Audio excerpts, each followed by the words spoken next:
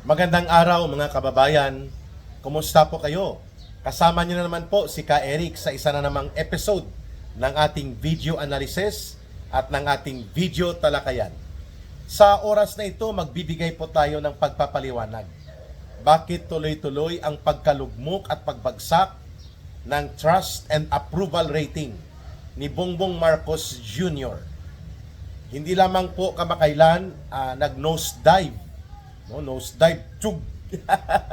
Talagang tsugi ang trust and approval rating ni Marcos Jr.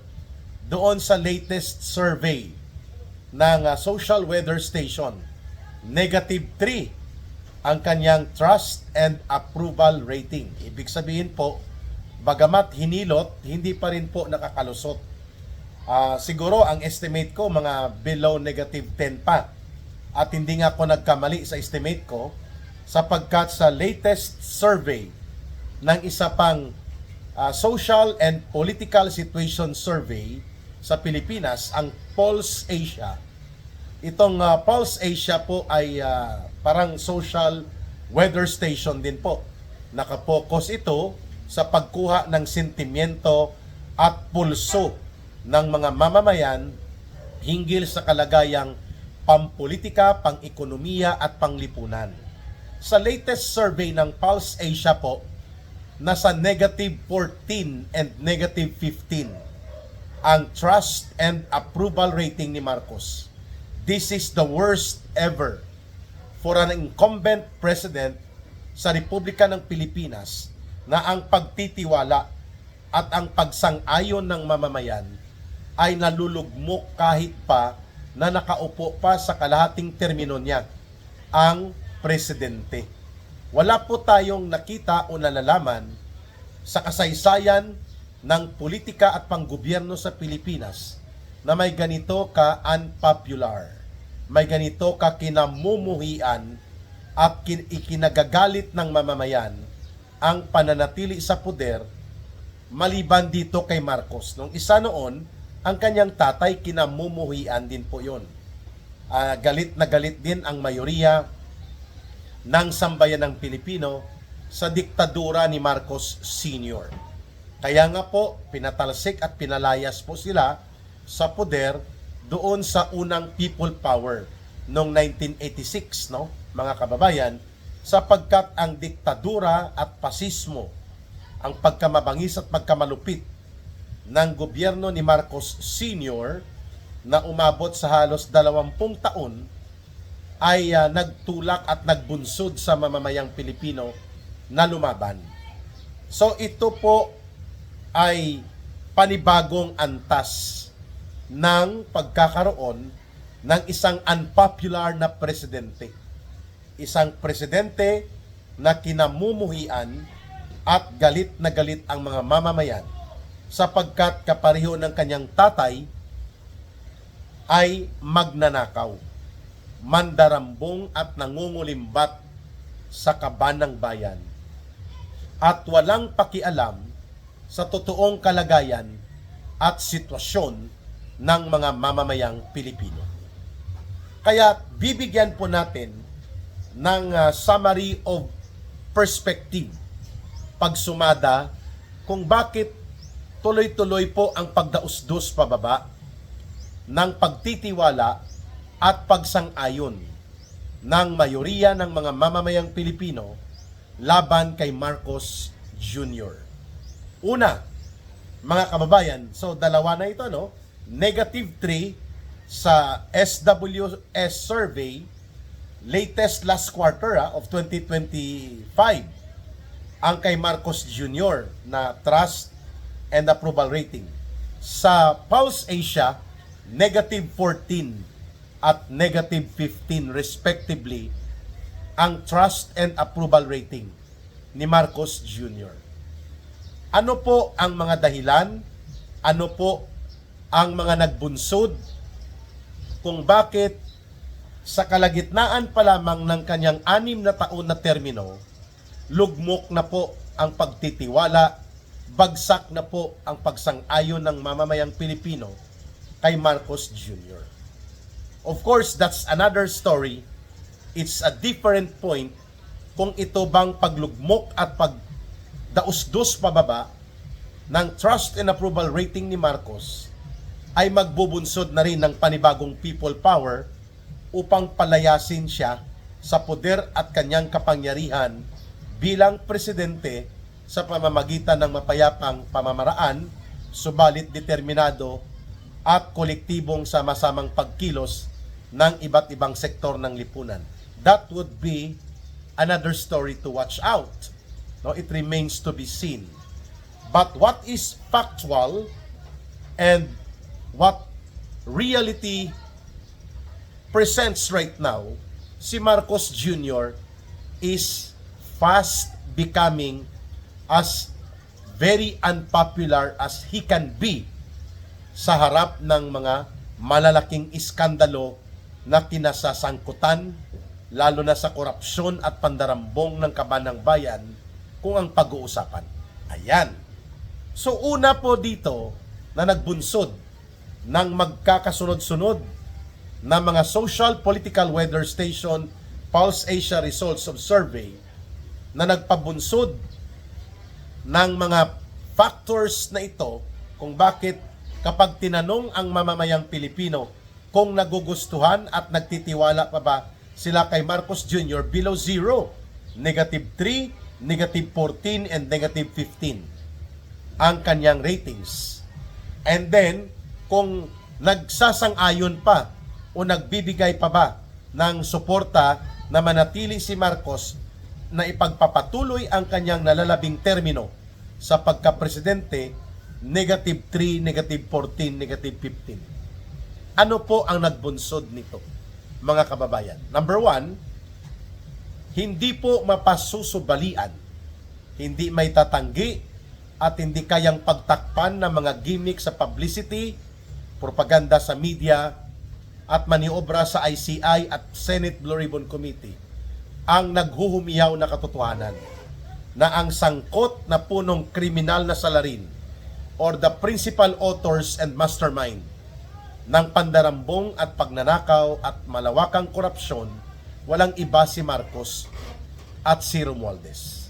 That's the number 1 issue kung bakit tuloy-tuloy ang pagdausdos ng trust and approval rating ni Marcos. Kay Romualdez siguro -40 hanggang -50. Kulang na lang latiguhin at banata ng 2x2 ito si Martin Tambaluslos Romualdez para lumayas na sa puder at kapangyarihan. Kapit tuko at makapal ang mukha na nagpapanggap na inosente pa siya at walang kinalaman. So kung si Marcos -3 at -14, -15, si Romualdez -40 malamang yan. Hindi na lang po ipinalabas ang kahiyahiya at katawa-tawa na paglugmok ng kanilang pagkakaroon ng kumpiyansa o anumang pagtitiwala mayroon pa ang mamamayan. So, maliban sa malawak na issue ng malubha at sistematikong panunumbalik ng korupsyon sa ilalim ng gobyerno ni Marcos Jr., malinaw din po ang pangalawang punto na hindi natugunan ni Marcos ang batayang pangangailangan na iangat ang kabuhayan at kalagayan ng buong sambayan ng Pilipino upang mapababa o mapahina man lamang ang epekto ng kahirapan at miserabling buhay sa milyong-milyong Pilipino. Yan po ay hindi pwedeng itanggi ni Marcos. Maliban sa malawakan trilyones na mga pundo ng gobyerno na dinurukot at kinukurakot ng sindikato ni Marcos at Romualdez, lugmok din po at dumadausdos at gumagapang sa mahirap at miserabling sitwasyon ng buhay ang mamamayang Pilipino. Halos 6 sa bawat 10 Pilipino.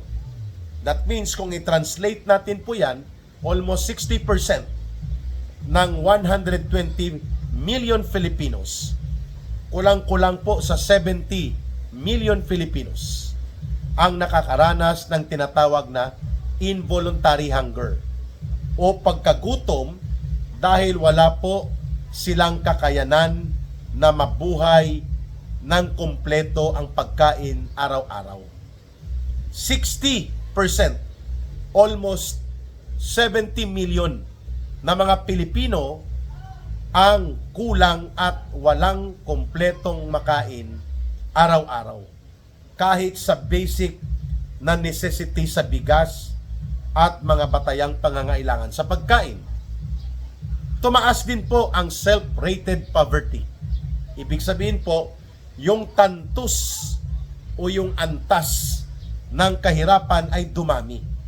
Mahigit kumulang po, mga kababayan, sa 53% ng mga Pilipino, mahigit kalahati po yun mga 60 million na mga Pilipino ang nabubuhay sa laylayan ng mahirap na buhay. Kulang sa trabaho, walang trabaho, at ang malinaw, kulang ng kita upang mabuhay.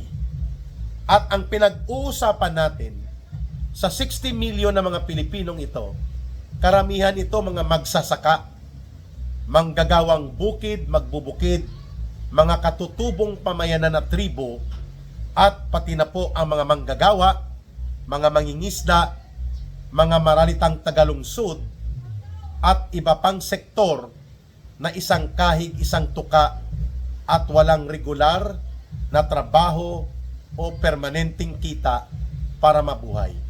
That's around 60 million Filipinos. Ang mga datos na ito ay nanggaling mismo po sa gobyerno.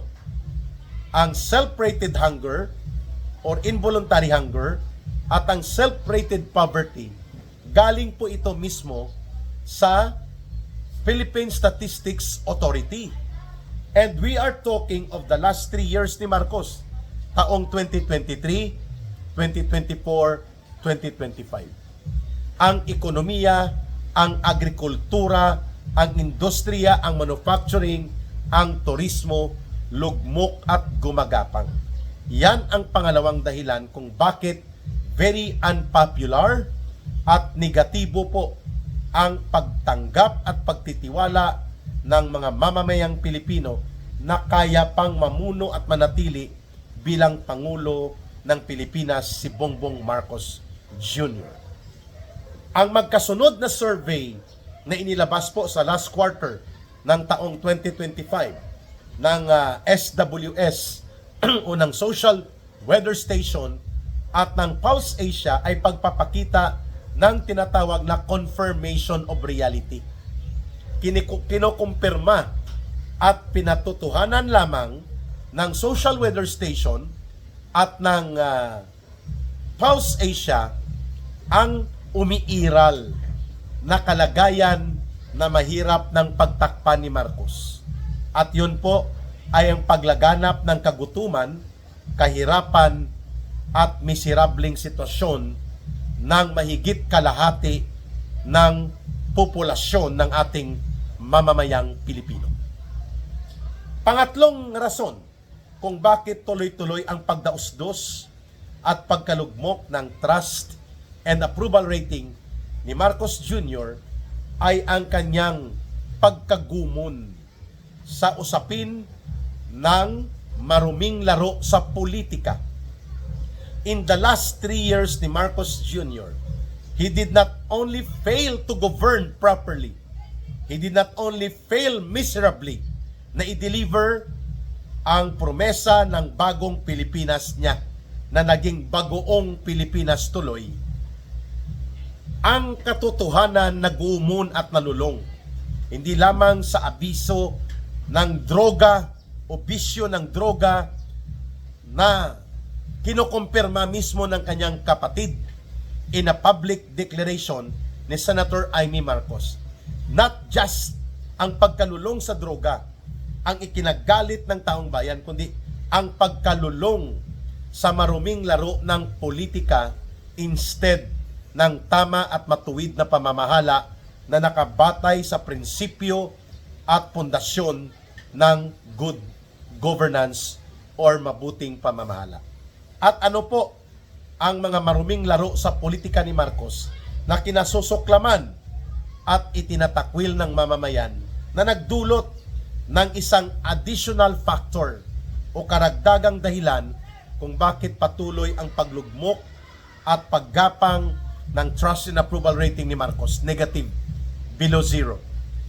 Ito po ang kanyang laro ng pagtataksil at lantarang pagtraidor na ipadukot, ipakidnap, ipatapon at iligal at hindi makataong ipakulong si Pangulong Rodrigo Duterte.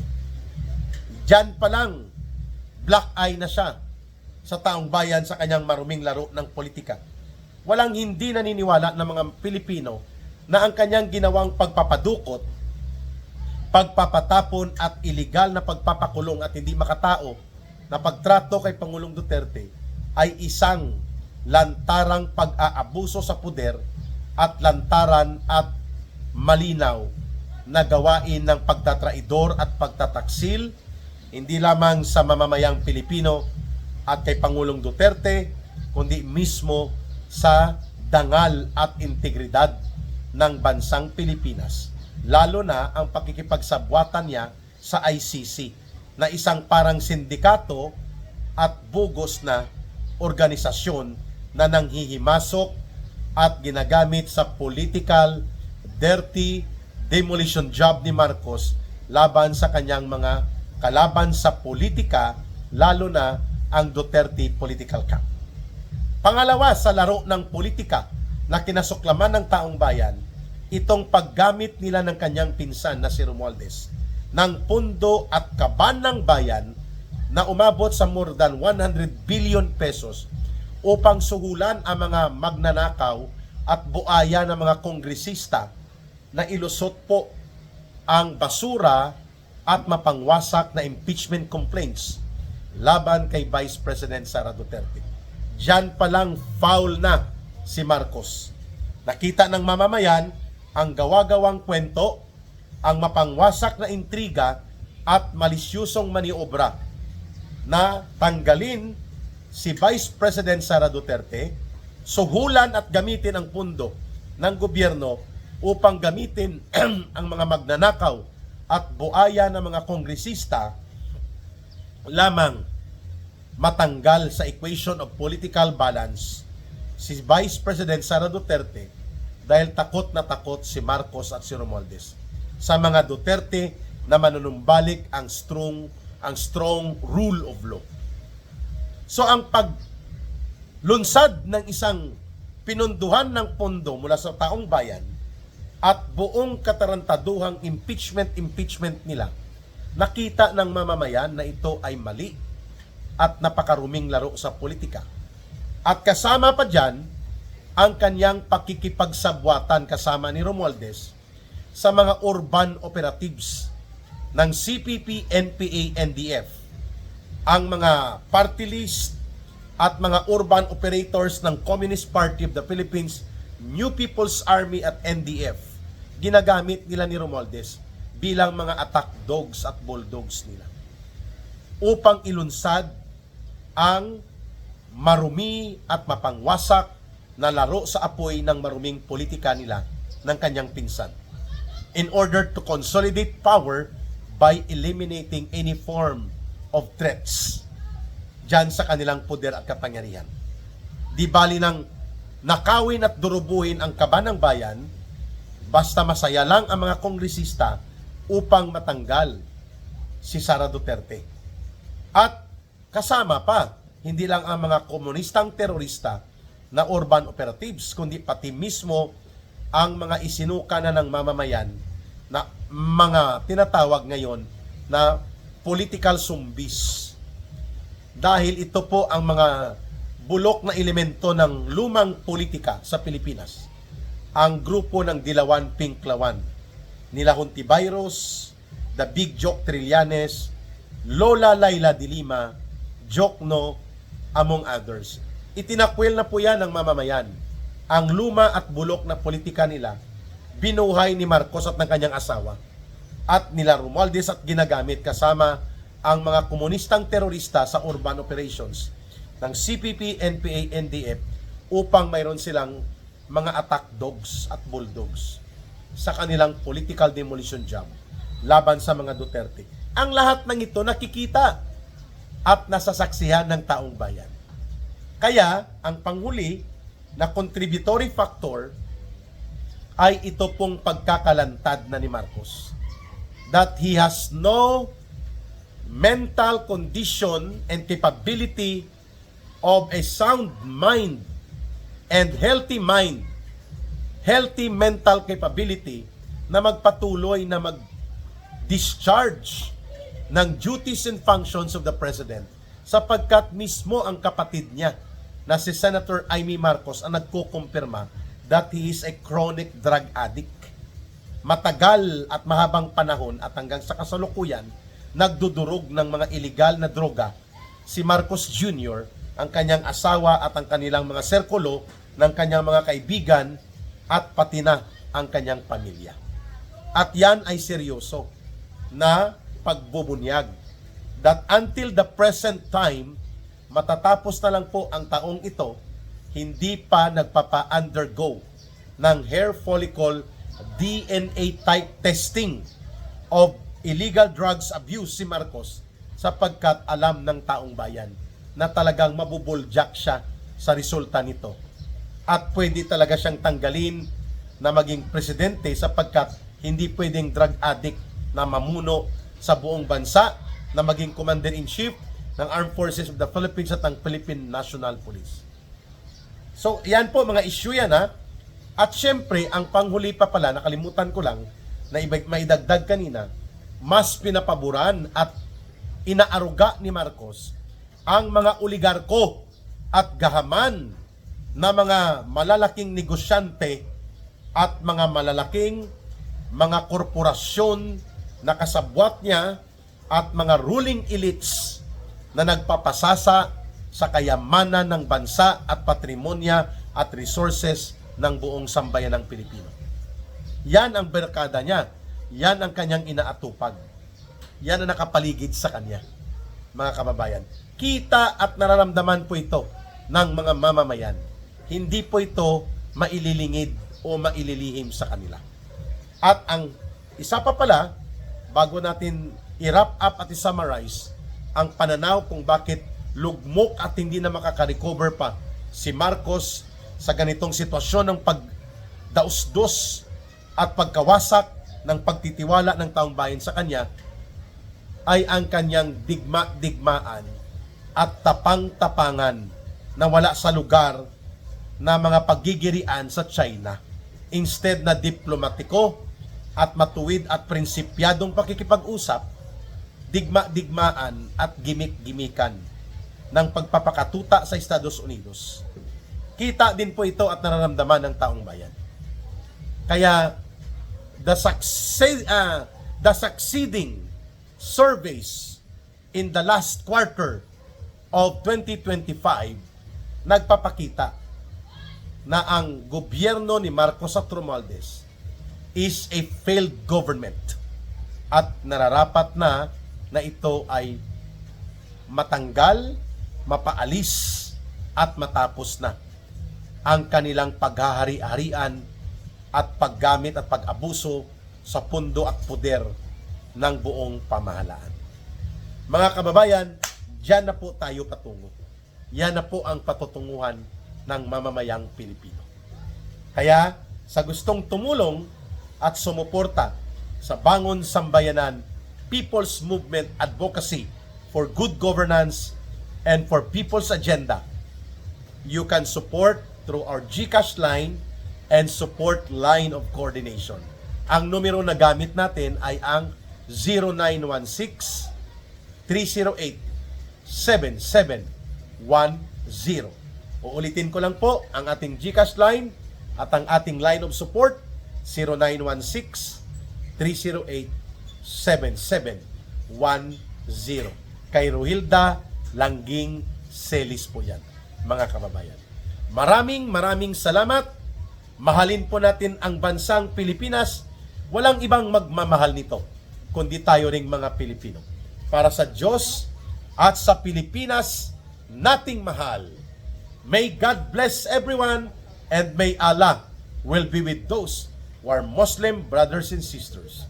Bye for now. Mabuhay at maraming salamat. Ito po muli si Ka Eric.